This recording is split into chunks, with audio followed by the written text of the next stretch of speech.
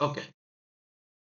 So, ಈ question ಅಲ್ಲಿ ನಮ್ಗೆ ಒಂದು ವೆಡ್ಜ್ ಕೊಟ್ಟಿದ್ದಾರೆ ಅಂಡ್ ಈ ದೊಡ್ಡ ವೆಡ್ಜ್ ಕೊಟ್ಟಿದ್ದಾರೆ ಆಫ್ ಮಾಸ್ ಎಂ. ಸೊ ಇದು ಮೂವಬಲ್ ಇರುತ್ತೆ ಅಂಡ್ ಇದು ಮಾಸ್ ಸ್ಮಾಲ್ ಎಂ ಇದರ ಮೇಲ್ಗಡೆ ಕನೆಕ್ಟ್ ಆಗಿರುತ್ತೆ ಅಂಡ್ ಈ ಮಾಸ್‌ನ ಚಿಕ್ಕ ಮಾಸ್‌ನ ದೊಡ್ಡ ಮಾಸ್‌ಗೆ ಒಂದು ಸ್ಟ್ರಿಂಗ್ ಮೂಲಕ ಕನೆಕ್ಟ್ ಮಾಡಿದ್ದಾರೆ. So initially what is the acceleration of the wedge ಅಂದ್ರೆ ಕ್ಯಾಪಿಟಲ್ ಎಂ ನ ಆಕ್ಸಿಲರೇಷನ್ ಎಷ್ಟು ಅಂತ ಕೇಳ್ತಿದ್ದಾರೆ. ಸೊ ಆಕ್ಚುಲಿ ಏನ್ ಆಗುತ್ತೆ ಅನ್ನೋದನ್ನ ನೋಡಕ್ಕೆ ಫಸ್ಟ್ ನಾವು ಫ್ರೀ ಬಾಡಿ ಡಯಾಗ್ರಾಮ್ ಬರೆದ್ರೆ ಗೊತ್ತಾಗುತ್ತೆ ನಮ್ಗೆ. ಸೊ ಸೊ ಇಲ್ಲಿ ನೋಡಿದ್ರೆ ಇದನ್ನ ಎಕ್ಸ್ಟೆಂಡ್ ಮಾಡೋಣ. ಸೊ ಸ್ವಲ್ಪ ಐಡಿಯಾ ಸಿಗ್ಬೋದು ಹೀಗೆ. ಸೊ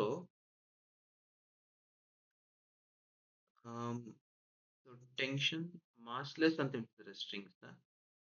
ಸೊ ಟೆನ್ಷನ್ ಟಿ ಇರುತ್ತೆ ಅಂಡ್ ಇಲ್ಲೂ ಕೂಡ tension T and ideal conditions ಆಗಿರೋದ್ರಿಂದ we can take tension T ಇಲ್ಲೂ ಕೂಡ ಅಂಡ್ ಟೆನ್ಷನ್ ಟಿ ಇಲ್ಲೂ ಕೂಡ ಟೆನ್ಷನ್ ಟಿ ಅಂಡ್ ಇಲ್ಲೂ ಕೂಡ ಟೆನ್ಷನ್ ಟಿ. ಈ ಮಾಸ್ ಮಾಸ್ ಎಷ್ಟು ಅಂತ ಓಕೆ. ಸೊ ಮಾಸ್ 8 kg ಹೇಳ್ತಿದ್ದಾರೆ ಇದು. So that means 8g is acting downwards and ಇದರ ಮಾಸ್ 2 kg ಇದೆ. ಸೊ ಇದರಲ್ಲಿ 2 kg ಅಂದ್ರೆ 2g is acting downwards. So ಈ ಮಾಸ್ ಚಿಕ್ಕ ಮಾಸ್ ಮತ್ತೆ ದೊಡ್ಡ ಮಾಸ್ನ ಫ್ರೀ ಬಾಡಿ ಡಯಾಗ್ರಾಮ್ ಬರೆಯೋಣ.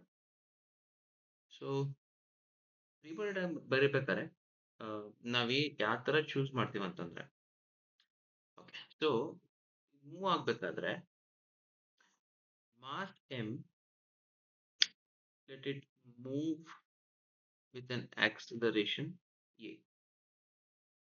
ಯಾಕೆ ವಿತ್ ಆಕ್ಸಲೇಷನ್ ಎ ಅಂತಂದ್ರೆ ಸೊ ಈ ಮಾಸ್ ಮೇಲೆ ಸಪೋಸ್ ಇಫ್ ವಿ ರೈಟ್ ಈ ವೆಡ್ಜ್ ಸಪರೇಟ್ ಆಗಿ ಬರೆದ್ರೆ ಸೊ ಇದು 60 ಡಿಗ್ರಿ ಇದೆ. ಈ mass which is 8g downwards act ಆಗ್ತಾ ಇದೆ. ಸೊ ಒಂದು ಟೆನ್ಷನ್ ಟಿ ಇದೆ ಅಂಡ್ ಇನ್ನೊಂದು ಟೆನ್ಷನ್ ಈ ಪುಲಿ ಈ ವೆಡ್ಜ್ಗೆ ಅಟ್ಯಾಚ್ ಆಗಿರೋದ್ರಿಂದಾನೆ pulley can be considered as the part of the wedge. So ಹಾಗಾದ್ರೆ ಇನ್ನೊಂದು ಫೋರ್ಸ್ ಹಿಂಗೆ ಆಕ್ಟ್ ಆಗುತ್ತೆ. ಸೊ ಇಲ್ಲಿ ಟಿ ಇದೆ and so this will B ಹಾಗಾದ್ರೆ T cos 60.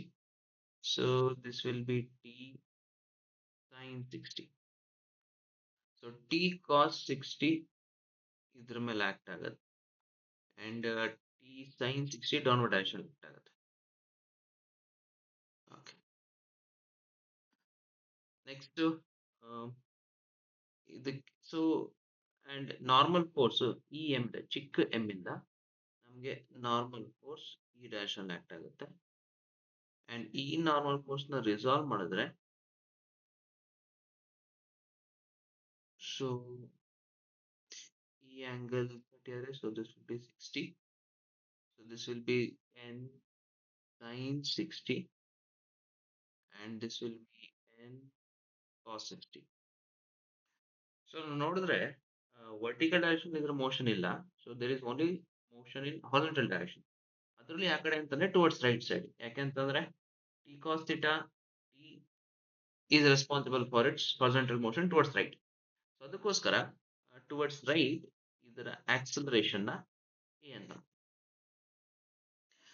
So a acceleration ಅಲ್ಲಿ ಈ ವೆಡ್ಜ್ ಮುಂದಕ್ಕೆ ಹೋದ್ರೆ ಈ ಲೆಂತ್ ಇದೆಯಲ್ಲ ಈ ಲೆಂತ್ ಎಂ ಇಂದ ಈ ಪಾಯಿಂಟ್ ಇಂದ ಈ ಪಾಯಿಂಟ್ ಈ ಲೆಂತ್ ಕಡಿಮೆ ಆಗುತ್ತೆ. ಈ ಲೆಂತ್ ಕಡಿಮೆ ಆದ್ರೆ ಈ ಇದು ಮುಂದಕ್ಕೆ ಹೋದ್ರೆ ಈ ಈ ದಾರ ಮೇಲಕ್ಕೆ ಹೋಗುತ್ತೆ ದಾರ ಮೇಲಕ್ಕೆ ಹೋದ್ರೆ ಈ ದಾರ ಕೆಳಗೆ ಬರುತ್ತೆ. ಲೆಂತ್ ನ ಕಾನ್ಸ್ಟೆಂಟ್ ಇಡಬೇಕು. So at the same time wedge a acceleration ಮುಂದಕ್ಕೆ ಹೋಗ್ತದೆ ಅಂತಂದ್ರೆ at the same time mass m it starts sliding down with acceleration b ಅಂತ ಅನ್ಕೊಳ್ಳೋಣ. ಸೊ ಈ ಬಿ ಅನ್ನೋಂಥ acceleration with respect to a slide down ಆಗೋದು. ಅಂದ್ರೆ ನಾವು ಗ್ರೌಂಡ್ ಫ್ರೇಮ್ ಇಂದ ನೋಡಿದ್ರೆ ಮಾಸ್ ಎ ಮಾಸ್ ಎಮ್ ಅದರ acceleration b with respect to wedge ಮಾತ್ರ. ಸೊ ನಾವು ಗ್ರೌಂಡ್ ಫ್ರೇಮ್ ಇಂದ ನೋಡಿದ್ರೆ ಮಾಸ್ ಎಮ್ ಮೇಲೆ ಒಟ್ಟು 2 ಆಕ್ಸಲರೇಷನ್ ಇದೆ. ಒಂದು ವೆಡ್ಜ್ ಮೇಲೆ ಇರೋದ್ರಿಂದ ಅದರ ಆಕ್ಸಲರೇಷನ್ ಎ ಒಂದಿರುತ್ತೆ and with respect to wedge ಅದರ ಆಕ್ಸಲರೇಷನ್ ಬಿ ಇರುತ್ತೆ. ಸೊ ಈ ಕಂಡೀಷನ್ಸ್ ನ ಯೂಸ್ ಮಾಡಿಕೊಂಡು will try to write the free body diagram not for M or not for small m. ಅಂದ್ರೆ ಚಿಕ್ಕ ವೆಡ್ಜ್ಗೂ ಬರೆಯಲ್ಲ, ಎಮ್ಗೂ ಬರೆಯಲ್ಲ, ಬಟ್ ಕಂಪ್ಲೀಟ್ ಆಗಿ ಒಂದು ಸಿಸ್ಟಮ್ ಅಂತಂದ್ರೆ system of masses M plus ಎಂಗೆ ಒಟ್ಟಿಗೆ ಬರೆಯೋಣ. ಅಂದ್ರೆ ಎಂ ಪ್ಲಸ್ ಎಂಗೆ ಒಟ್ಟಿಗೆ ಬರೆದ್ರೆ ಸೊ ಹೀಗಿರುತ್ತೆ. ಸೊ ಎಂ ಪ್ಲಸ್ ಎಂಗೆ ಸೊ ವಿ ಹ್ಯಾವ್ 60 ಡಿಗ್ರಿ. ಇದರ ಮಾಸ್ ಎಂ ಇದೆ, ಇದರ ಮಾಸ್ ಕ್ಯಾಪಿಟಲ್ ಎಂ, ಇದರ ಆಕ್ಸಲರೇಷನ್ ಎ, ಇದರ ಮೇಲೆ ಇಲ್ಲಿ ಟಿ ಕಾಸ್ 60 ಇದೆ ಅಂಡ್ ಆಸ್ ಯೂಶುವಲ್ ಇಲ್ಲಿ ಟಿ ಇದೆ. ಇದರ mass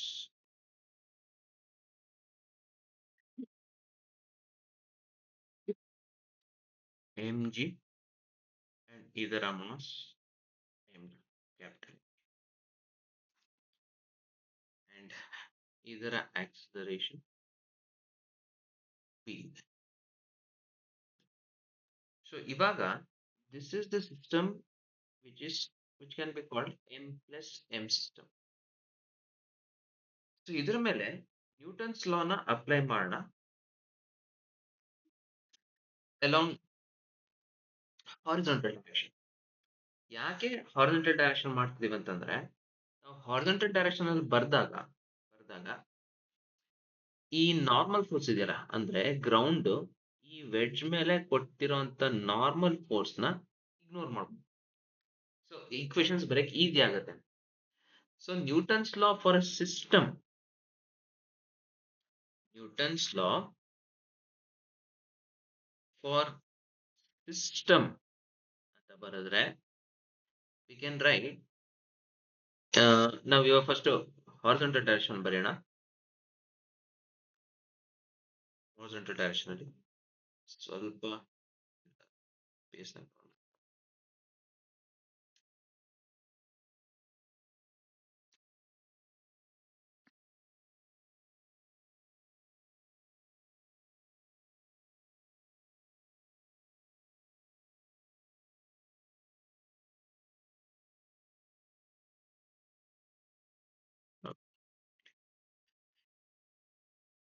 Newton's law for system and horizontal direction.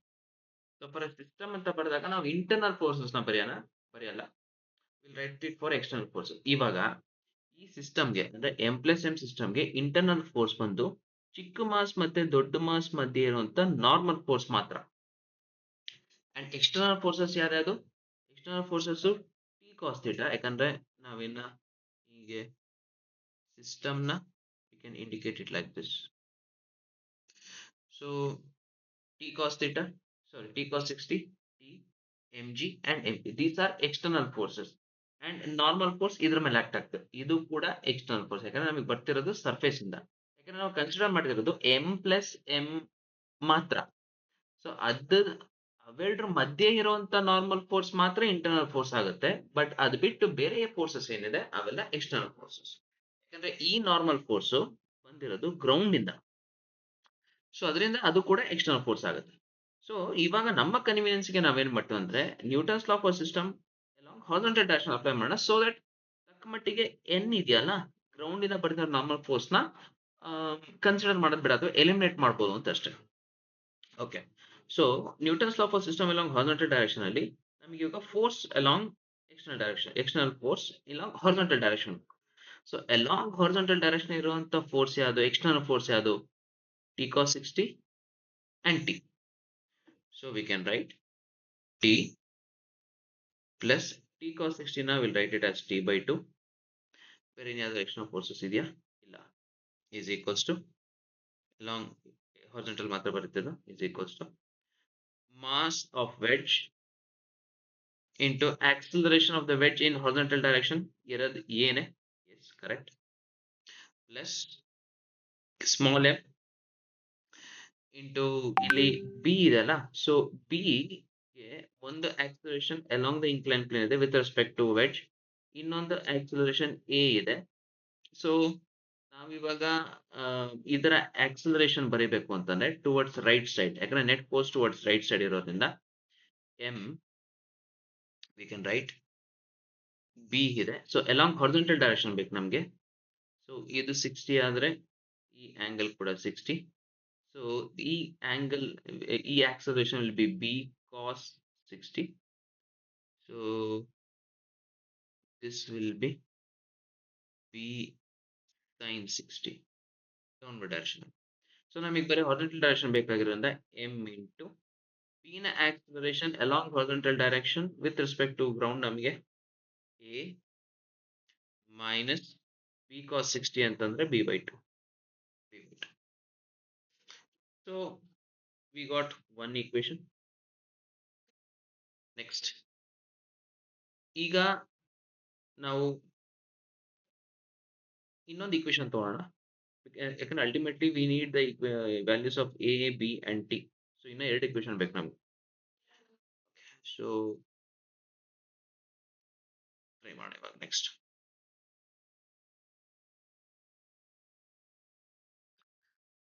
So ಇವಾಗ ಈ ಸ್ಮಾಲ್ ಎಂ ಮಾಸ್ ಇದೆಲ್ಲ, ಈ ಸ್ಮಾಲ್ ಎಂ ಮಾಸ್ ನ ಈಕ್ವೇಶನ್ಸ್ ಬರೋಣ ಅಲಾಂಗ್ ದ ಇನ್ಕ್ಲೈನ್ ಪ್ಲೇನ್ ಬರೋಣ, along the incline plane. So ಈ ಮಾಸ್ ಎಂ ಗೆ ನಾವು ಬರೆಯೋದಾದ್ರೆ, ರಿಮೆಂಬರ್ ನಾವು ಇವಾಗ ಬರೀತಾ ಇರೋದು only for mass m, not for the system m plus m. So we may consider normal force but not necessarily, ಆ ಥರ ಏನಿಲ್ಲ. ಸೊ ಯಾವ ಥರ ಪಿಕ್ ಮಾಡೋದು ನೋಡೋಣ. ಓಕೆ. ಸೊ ಮಾಸ್ ಎಂ ಮೇಲೆ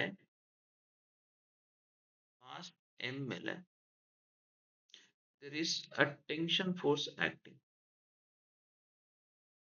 Mass m ಮೇಲೆ there is a tension force acting. Okay.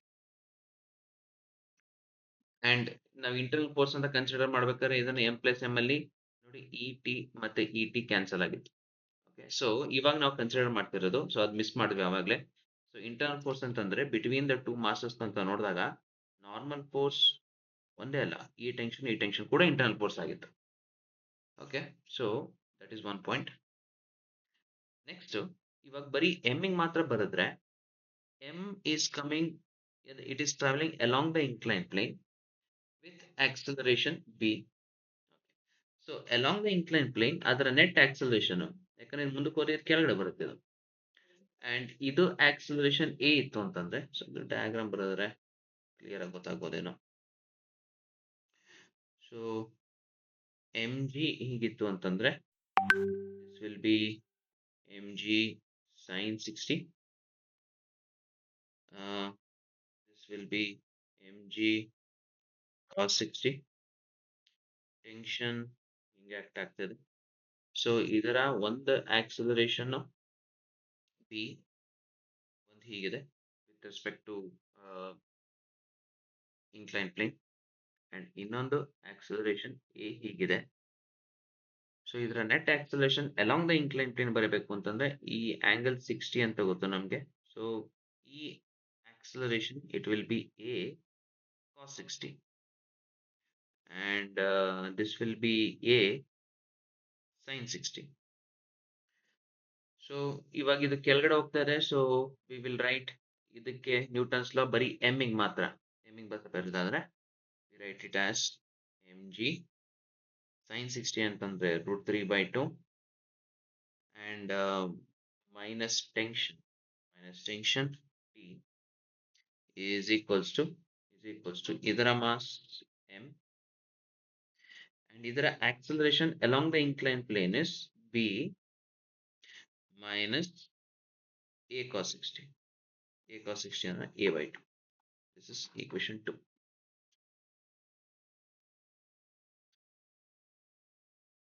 Okay, so we have got two equations now, but ನಮಗೆ unknowns t a b t a b. So we need three equations. So three equations ಹೇಗಂದ್ರೆ third equation ನಾವು check ಮಾಡಬೇಕು ಅಂದ್ರೆ ಏನ್ ಮಾಡ್ಬೋದು ಅಂತಂದ್ರೆ string constraint use ಮಾಡಿ. ಏನದು ಸ್ಟ್ರಿಂಗ್ ಕನ್ಸ್ಟ್ರೈಂಟ್ ಅಂತಂದ್ರೆ the length of string is always constant. Total length of string. Length of string ಅಂತಂದ್ರೆ ಏನು?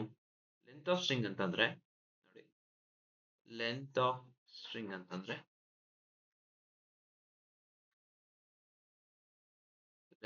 ಅಂತಂದ್ರೆ ಈ ಲೆಂತ್ ಅಂದ್ರೆ ಪಾಯಿಂಟ್ ಮತ್ತೆ ಈ ಪಾಯಿಂಟ್ ಮಧ್ಯೆ ಲೆಂತ್ ನ L1 ಅಂತ ಕರೆಯೋಣ.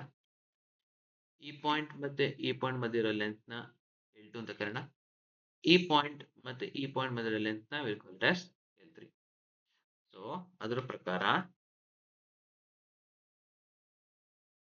we can write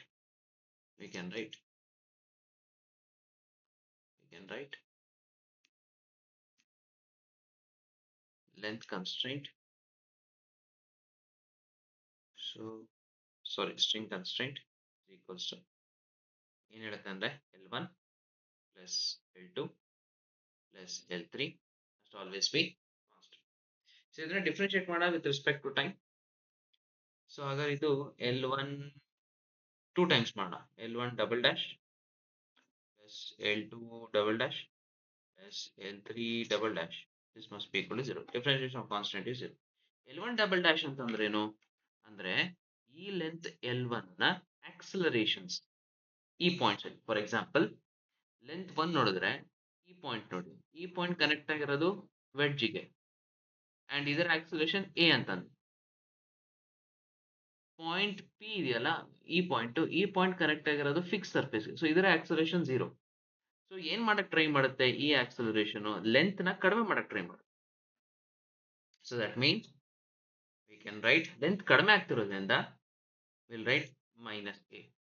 next L2 double dash ಅಂತಂದ್ರೆ ಈ ಪಾಯಿಂಟ್ಸ್ ಈ ಪಾಯಿಂಟ್ ನೋಡಿ, ಈ ಪಾಯಿಂಟ್ ರೆಸ್ಟ್ ಅಲ್ಲಿರೋದ್ರಿಂದ ಎಸ್ ಅದಕ್ಕೆ ಆಕ್ಸಲರೇಷನ್ ಏನಿರಲ್ಲ. ಬಟ್ ಈ ಪಾಯಿಂಟ್ ಕನೆಕ್ಟ್ ಆಗಿರೋದು ಈ ವೆಡ್ಜ್ಗೆ ಅಂಡ್ ಈ ವೆಡ್ಜ್ ಹೋಗ್ತಿರೋದು with acceleration a and length of the string ಇರೋದು ಇಲ್ಲ ಈ ಕಡೆ ಹೀಗಿದೆ length of the string. So along this direction acceleration of the string ಏನಾಗುತ್ತೆ? ಸೊ ಇದು ಮುಂದಕ್ಕೆ ಹೋದ್ರೆ ದಿಸ್ ವಿಲ್ ಬಿ a, ಇದರ component will be a cos 60. a cos 60 ಏನ್ ಮಾಡಕ್ ಟ್ರೈ ಮಾಡುತ್ತೆ ಅಂತಂದ್ರೆ a cos 60 ಏನ್ ಮಾಡಕ್ ಟ್ರೈ ಮಾಡುತ್ತೆ ಅಂದ್ರೆ ಲೆಂತ್ ನ ಕಡಿಮೆ ಮಾಡಕ್ ಟ್ರೈ, ಯಾಕಂದ್ರೆ ಮುಂದಕ್ಕೆ ಬರ್ತಿದೆ ಅಲ್ಲ. ಸೊ a cos 60 ಲೆಂತ್ ನ ಕಡಿಮೆ ಮಾಡಕ್ ಟ್ರೈ ಮಾಡ್ತೀವಿ. ಸೊ a cos 60 ಅಂದ್ರೆ a by 2. This is also trying to decrease the length. So it is minus a by 2 and ಈ ಪಾಯಿಂಟ್ ಅಷ್ಟೇ ಇರುತ್ತೆ. ನೆಕ್ಸ್ಟ್ L3 ಬರೋಣ. L3 ಅಲ್ಲಿ ಈ ಪಾಯಿಂಟ್ ನೋಡೋಣ, ಈ ಪಾಯಿಂಟ್ ನ ಆಕ್ಸಲರೇಷನ್ a ಇದೆ ಅಂಡ್ ಇದು ಆಕ್ಸಲರೇಷನ್ ಒಂದು b ಅಂಡ್ ಇನ್ನೊಂದು ಆಕ್ಸಲರೇಷನ್ a. ಸೊ ಹಂಗ್ ನೋಡ್ಕೊಂಡ್ರೆ ಈ ಪಾಯಿಂಟ್ಗೆ ಈ ಆಕ್ಸಲರೇಷನ್ ಮತ್ತೆ ಈ ಆಕ್ಸಲರೇಷನ್ ಎರಡು ಸೇಮ್ ಇರೋದ್ರಿಂದ ಈ ಆಕ್ಸಲರೇಷನ್ಸ್ ಇಂದ ಏನು ಲೆಂತ್ ಚೇಂಜ್ ಆಗಲ್ಲ.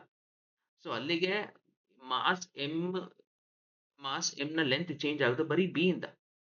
ಸೊ ಬಿ ಏನ್ ಮಾಡುತ್ತೆ ಅಂತ ಅಂದ್ರೆ ಬಿ ಈ ಡೈರೆಕ್ಷನ್ ಇರೋದ್ರಿಂದ ಈ ಪಾಯಿಂಟ್ಗೆ ಬಿ ಮಾತ್ರ ಆಕ್ಸಲರೇಷನ್ ಇರುತ್ತೆ, ಈ ಪಾಯಿಂಟ್ಗೆ ಆಕ್ಸಲರೇಷನ್ 0. ಎ ಮತ್ತೆ ಎ ಇಂದ acceleration 0. So only effect of changing the length, in fact increasing the length, B ಈ ಕಡೆ ಕೆಳಗೆ ಹೋಗ್ತಿರೋದು ಎಳಿತಾ ಇದೆ. So that will increase the length, ಅದು and this total length, this must be equal to 0. So ಇದನ್ನ ಏನಂತ ಬರೀಬಹುದು? minus a by 1 minus 3a by 2 is equals to minus b, minus minus cancel. So 3a is equals to 2. So we have got three equations. This is the third equation. So three equations, three unknowns. So we'll try to solve. Try ಮಾಡೋಣ. T plus t by 2. So first equation ನೋಡೋಣ. ಅದನ್ನ ಕಡೆ ಬರ್ಕೋಣ. T plus t by 2 ಅಂತಂದ್ರೆ 3t by 2. Mass m ಅಂತಂದ್ರೆ 8. Acceleration a. Actually ನಾವು a find out ಮಾಡಬೇಕು. Plus ಚಿಕ್ಕ mass ಅಂತಂದ್ರೆ 2. a minus b by 2. Next ಈ ಚಿಕ್ಕ ಇದನ್ನ ತಗೋಣ. ಮಾಸ್ 2g ಇದೆ. ಸೊ ಇದು ಮಾಸ್ 2g ಆಗಿರೋದ್ರಿಂದ 2g root 3 by 2 minus t equals to 2 into b minus a by 2 and ಇನ್ನೊಂದು 3a is equals to 2. ಈ ಸೆಕೆಂಡ್ equation ಅಲ್ಲಿ I think cancel 2 ಮತ್ತೆ 2 cancel. ಫಸ್ಟ್ equation ಈ ತರ ಬರ್ಕೊಂಡು ಇವೆರಡನ್ನ ಆಡ್ ಮಾಡೋಣ. ಬಟ್ ಎಲ್ಲೆಲ್ಲಿ ಬಿ ಇದೆ, ಯಾಕಂದ್ರೆ ಈಕ್ವೇಶನ್ ನೋಡಿ ನಮಗೆ ಫೈನಲ್ ಆಗಿ ಬೇಕಾಗಿರೋದು ಎ ಅಲ್ವಾ. So we can right 3a is equals to 2b. So b is equals to 3a by 2. So ಎಲ್ಲೆಲ್ಲಿ ಬಿ ಇದೆ ಅಲ್ಲಿ 3a by 2 ಮಾಡೋಣ. ಸೊ ಎರಡು ಇಕ್ವೇಶನ್ಸ್ ನ ಫಸ್ಟ್ ಸಿಂಪ್ಲಿಫೈ ಮಾಡ್ಕೊಳ್ಳೋಣ. ಈ ಫಸ್ಟ್ ಇಕ್ವೇಶನ್ ತಗೊಳ್ಳೋಣ. ಈ ಫಸ್ಟ್ ಇಕ್ವೇಶನ್ 3 by 2 ಇದೆ. ಸೊ ಎಲ್ಲಾ ಕಡೆ 2 by 3 ನ ಮಲ್ಟಿಪ್ಲೈ ಮಾಡೋಣ. ಸೊ ಅಲ್ಲಿಗೆ ಇದು t ಆಗುತ್ತೆ. t is equals to, so 8 2s are 16, 16a by 3 plus, so 2 by 3 ಅಂದ್ರೆ 2 2s are 4, 4 by 3 into a minus b ಅಂತಂದ್ರೆ 3a by 4. So 3a by 2, 2 2s are 4, b by 2. Second equation ಇದನ್ನ g into root 3 minus t is equals to 2 into b ಅಂತಂದ್ರೆ again we'll write 3a by 2 minus a by 2. So now ಈಗ 2 equations 2 unknowns ಆಗುತ್ತೆ. t ಒಂದು ಅನ್ನೋನು a ಒಂದು ಅನ್ನೋನು, t ಒಂದು ಅನ್ನೋನು a ಒಂದು. ಸೊ ಎರಡನ್ನು ಆಡ್ ಮಾಡೋಣ.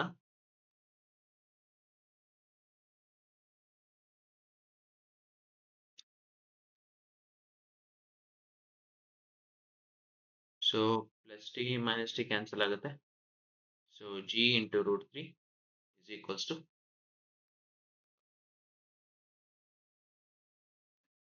so this is 16a by 3 plus 4 by 3a minus a.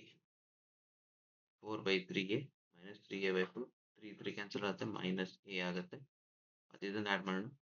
Plus 3 to the 6, 6a by 2 minus 2a by 2 ಹಾಗೆ ಬರ್ಕೊಂಡು 16a by 3 plus 4a by 3 ಅಂತಂದ್ರೆ 20a by 3, 20a by 3 minus a. 6a by 2 minus 2a by 2 ಅಂತಂದ್ರೆ 2a by 2, 2 2 cancel, 2 2 cancel, 4a by 2, sorry, 6a by 2 minus 2a by 2 is 4a by 2, 4a by 2. So 2 ಮತ್ತೆ 2 cancel. So this will be 20a by 3 minus a plus 2a.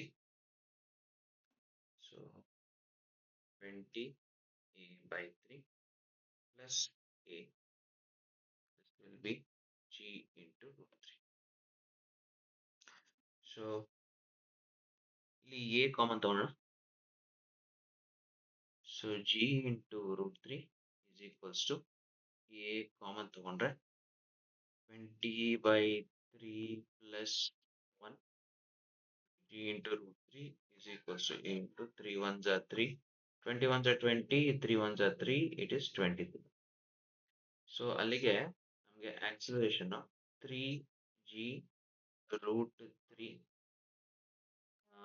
upon 23. 3g 3 upon 23. So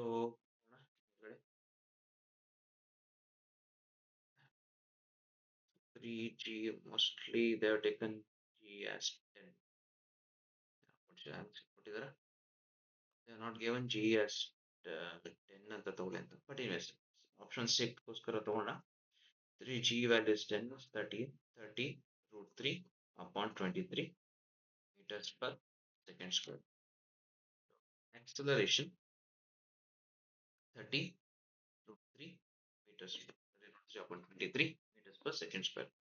So ಒಂದು ವೇಳೆ ಅವರ acceleration of b ಕೇಳಿದ್ರೆ, so we should have written 3a is equals to 2b. 3a ಅಂತಂದ್ರೆ 30 into root 3 upon 23 is equals to 2b. 2 ones are 2 15s are 15 3s are 45.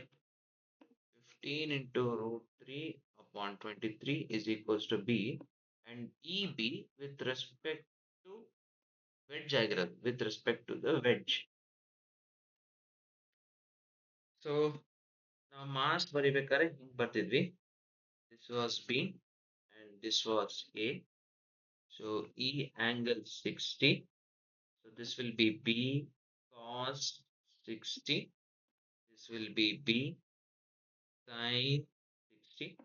So ಈ net ಅಂದ್ರೆ acceleration of B with respect to ground ಅಂತ ಕೇಳಿದ್ರೆ ಆವಾಗ vector form ಅಲ್ಲಿ ಬರೋಣ, which is A minus B cos 60 ಅಂತಂದ್ರೆ 1 by 2 A minus B by 2 I cap plus B sin 60 is root 3 by 2 minus J cap. This should have been the acceleration of B. It should have been the acceleration of B with respect to ground. With respect to ground. So A ಮತ್ತೆ B ನಮಗೆ answer ಬರುತ್ತೆ. So ಈ ಕೇಸಲ್ಲಿ ನಮಗೆ main ಬೇಕಾಗಿರೋದು actual ನಮ್ಮ effort ಬೇಕಾಗಿರೋದು main ಆಗಿ ಮಾಸ್ ಇಂಡಿವಿಜುವಲಿ ಯಾವ ಮಾಸಿಗೆ ಹಾಕ್ತಿವಿ, ಯಾಕೆ ಹಾಕ್ತಿವಿ, and m plus m why we have taken it for a system. m plus m ನ ಸಿಸ್ಟಮ್ ಅಂತ ಕನ್ಸಿಡರ್ ಮಾಡ್ಕೊಂಡು ಯಾಕೆ ಮಾಡಿದ್ವಿ, ಯಾಕಂದ್ರೆ m plus m ಮಧ್ಯೆ ಅಥವಾ m ಮತ್ತೆ m ಮಧ್ಯೆ ಅಂತ ಇಂಟರ್ನಲ್ ಫೋರ್ಸಸ್ ಎಲ್ಲ ನಾವು ಬರೆಯಲ್ಲ. ಸೊ ಎಷ್ಟೊಂದು ಕ್ಯಾಲ್ಕುಲೇಷನ್ ನಾವು ರೆಡ್ಯೂಸ್ ಮಾಡ್ಕೊಂಡಿದೀವಿ. ಇನ್ನೊಂದೇನು ಅಂತಂದ್ರೆ ಇಂಡಿವಿಜುವಲ್ ಮಾಸಿಗೆ ಬರೆದಾಗ m ಗೆ ನಾವು ಅಲಾಂಗ್ ದ ಇನ್ಕ್ಲೈನ್ ಪ್ಲೇನ್ ಬರ್ದ್ವಿ. ಯಾಕೆ ಅಂತಂದ್ರೆ ಅಲಾಂಗ್ ದ ಇನ್ಕ್ಲೈನ್ ಪ್ಲೇನ್ ಬರ್ದಾಗ ನಮ್ಗೆ ಎಂ ಜಿ ಸೈನ್ 60 ಬಂತು ಮತ್ತೆ ಮೈನಸ್ ಟಿ ಬಂತು. ಸೊ ಆಲ್ರೆಡಿ ಒಂದು equation in terms of T ಇದೆ, ಅಂಡ್ ಇನ್ನೊಂದು equation in terms of T ಬರ್ದು ಅದರ್ ಆಕ್ಸೆಷನ್ ಟರ್ಮ್ಸ್ ಅಲ್ಲಿ ಬರ್ದು ಅಂಡ್ ಕೊನೆಗೆ ಸ್ಟ್ರಿಂಗ್ ಕನ್ಸ್ಟೆಂಟ್ ಯೂಸ್ ಮಾಡ್ಕೊಂಡು ನಾವು relation between A and B ಕಂಡುಹಿಡ್ಕೊಂಡ್ವಿ. ಸೊ ಇದನ್ನ ನಾವು ಇಂಡಿವಿಜುವಲ್ ಆಗಿ along horizontal direction along vertical direction F B D ಬರ್ದು along incline plane perpendicular incline plane ಮಾಡಿ ಕೂಡ ಮಾಡಬಹುದು, but that takes time. So ಇಲ್ಲಿ ನಮಗೆ ಮೇನ್ ಬೇಕಾಗಿರೋದು we are considering m plus m as a system, and ಇಲ್ಲಿ ನಾವು apply ಮಾಡಿದ್ದು Newton's law for a system along horizontal direction, so that we can eliminate E normal force. ಇದು external force, ground wedge ಮೇಲೆ act ಆಗ್ತಿರುವಂತ normal force. But ಅದನ್ನ eliminate ಮಾಡೋದಕ್ಕೋಸ್ಕರ horizontal direction ತಗೊಂಡು ನಾವು ಈ ಈಕ್ವೇಶನ್ ಬರೆಯಕ್ಕೆ ಸಾಧ್ಯ. 1 and 2 ಇಂಡಿವಿಜುವಲಿ ಬರೆದಿದ್ದು ಸ್ಟ್ರಿಂಗ್ ಕಾನ್ಸ್ಟೆಂಟ್ ಯೂಸ್ ಮಾಡ್ಕೊಂಡು ಈಕ್ವೇಶನ್ ಥರ್ಡ್ ಬರೆಯೋದು. Next is all mathematics.